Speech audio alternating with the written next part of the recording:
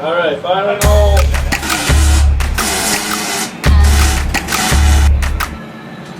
Alrighty, so now I'm going to do this section, and it's basically just going to be, I'm going to flip the part over, and I'm going to start at the top and work my way all the way down to the bottom, and I won't let off the trigger, okay? Okay.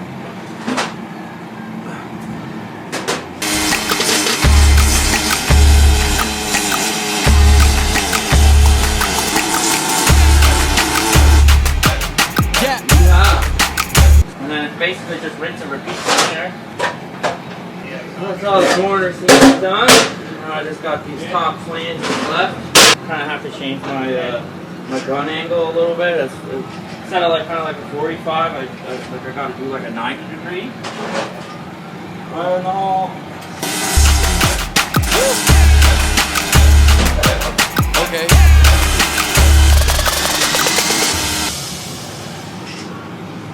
All right.